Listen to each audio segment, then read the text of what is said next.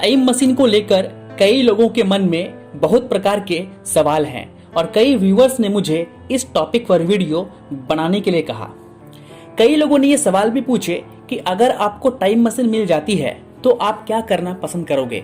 मेरा जवाब दोस्तों सिर्फ एक है, मैं अपने पास्ट में जाना पसंद करूंगा और अपने पूर्वजों से मिलना पसंद करूंगा। इस बात पर कई लोग हंस रहे होंगे और टाइम मशीन वाली बात पर भी कई लोग हंसते हैं, जबकि टाइम मशीन होने का प्रूफ भी है।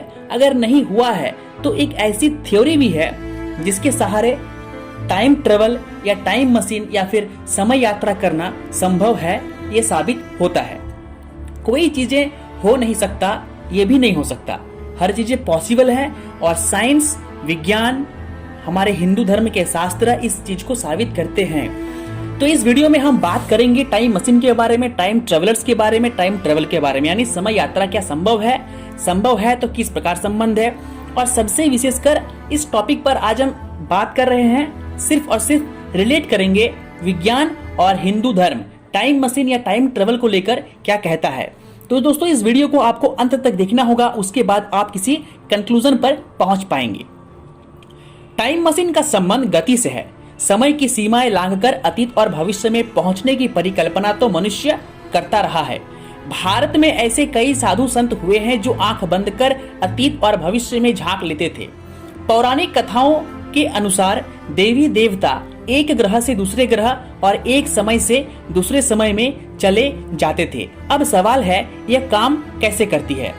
अगर आप किसी ज्योतिष के पास गए होंगे, या कि पूरा ज्योतिष शास्त्र जो है वो भविष्य पर निर्भर करता है, भूत पर भी निर्भर करता है। जब आप अपना हाथ किसी साधु संत महात्मा पीर फकीर को दिखाते हैं तो वो आपको आपके भविष्य के बारे में सचेत करता है या फिर आपके पास्ट के बारे में आपको बतलाता है कि आपके साथ ऐसा एक्सीडेंट हुआ था, ये इंसिडेंट आपके साथ हुई थी, और आप उस बात को मान भी लेते हैं। यह सबसे पहला प्रमाण है टाइम ट्रेवल के होने का, किसी और समय में देखने का, जाने का, सोचने का।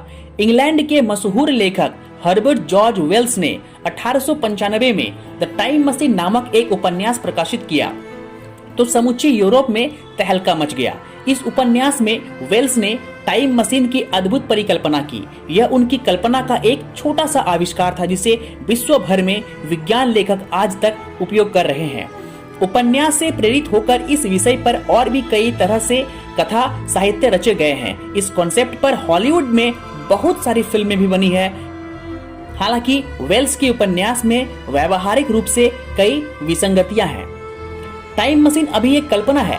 टाइम ट्रेवल और टाइम मशीन यह एक ऐसी उपकरण की कल्पना है जिसमें बैठकर कोई भी मनुष्य भूतकाल या भविष्य यानी फ्यूचर और पास्ट में किसी समय में अपने सशरीर जा सकते हैं, फिजिकली उस जगह पे जा सकते हैं और टाइम स्पेंड कर सकते हैं। अधिकतर वैज्ञानिक मानते हैं कि यह कल्पना ही रहेगी, कभी हकीकत नहीं बन सकती, क्योंकि यह अतार्किक बात है, अर्थात इस बात का कोई वैल्यू ही नहीं है, कोई भविष्य ही नहीं है कि कैसे अतीत में या भविष्य में जाकर अतीत या भविष्य को बदल सके। जैसे कोई भविष्य में से आकर आपसे कहे कि वो आपका पोता है या अतीत में से आकर कहे कि वो आपका परदादा है, जो संभव नहीं है।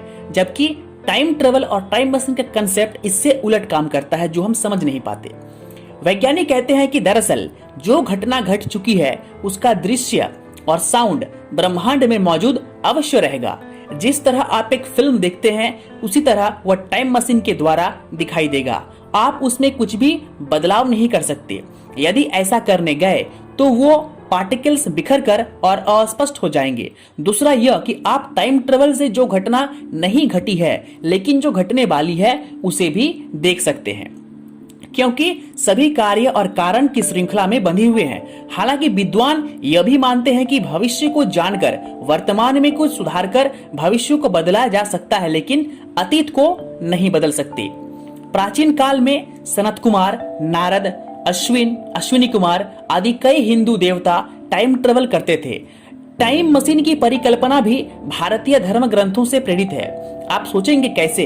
वेद और पुराणों में ऐसे कई घटनाएं का जिक्र है उदाहरणार्थ, रेवत नाम का एक राजा ब्रह्मा के पास मिलने ब्रह्मलोक गया और जब वह धरती पर पुनः लौटा तो यहाँ एक 4 युग बीत चुके थे। रेवती के पिता रेवत अपनी पुत्री को लेकर ब्रह्मा के पास योग्य वर की तलाश में गए थे।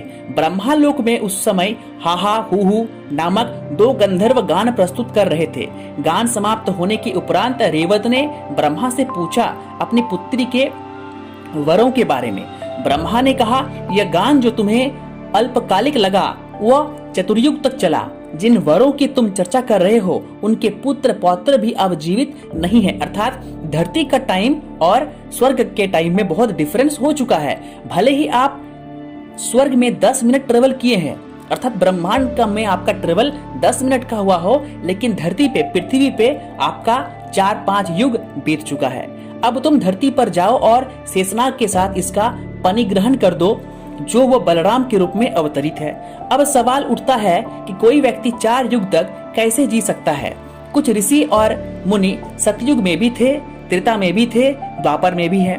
इसका यह सबसे बड़ा एग्जाम्पल है भगवान परशुराम, नारद, हनुमान। इसका जवाब एक है कि हमारे समय की अवधारणा धरती के मान से है, लेकिन जैसे ही हम अंतरिक्ष में जाते हैं समय बदल जाता है। इससे आप शॉर्टकट एक एग्जाम्पल से आप समझ सकते हैं। अगर आप पृथ्वी का चक्कर लगाते हैं, मान लीजिए पृथ्वी पे पूरा रेल की पटरी है और आप प्रकाश की वेग से पूरे पृथ्वी का एक चक्कर लगाते हैं, तो पृथ्वी पर हो सकता है कि आप तुरंत 24 घंटे में एक चक्कर लगा लिए प्रकाश की वेग से, लेकिन धरती पे कई साल बीत चुके होंगे दोस्तों। ब्रह्मांड का मेन ब्रह्मांड, मैं अंतरिक्ष की बात नहीं कर रहा, मैं ब्रह्मांड की बात कर रहा हूँ। ब्रह्मांड के समय और यहाँ के समय में बहुत अंतर होते हैं। इसका जवाब मैं दूंगा कि हमारी समय की अवधारणा धरती से अलग है ब्रह्मांड की।